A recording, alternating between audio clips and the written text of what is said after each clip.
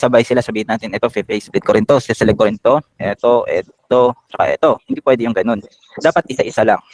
So, panel per panel. Okay? So, yung panel na to, face split natin, press 8, then delete yung nasa loob. Part na to, select din natin yung dalawa, press 8, and then, right after, delete na rin natin yung nasa loob. Ito, dahil magkaisang panel lang to, yung kailangan gawin dito is to merge. So, select natin, and then click letter V. Select din to, click letter V. Until matapos sila. Next example, ito, ganito naman, na lower layer. Kung ganito, i-swap natin.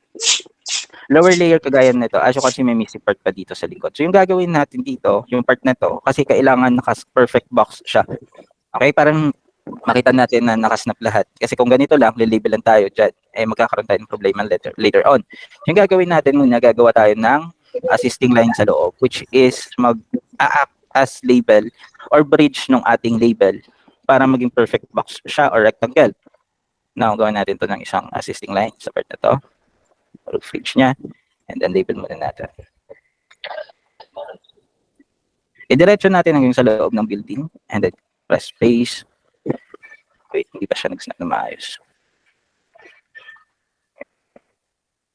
Cover na rin natin yung nasa harap.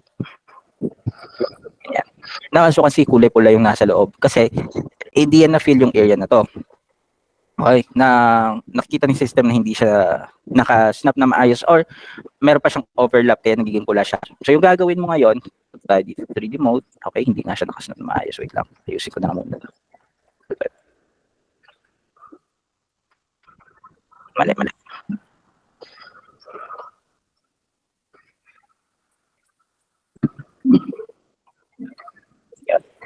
So now, dito sa 3D mode, dito mo titignan kung alin yung mga part which is affected, kung saan siya naka-overlap, kung anong nakabunggo sa kanya, or kung saan siya part dapat makat. So yung part na kailangan natin makat is around this area right here, dito.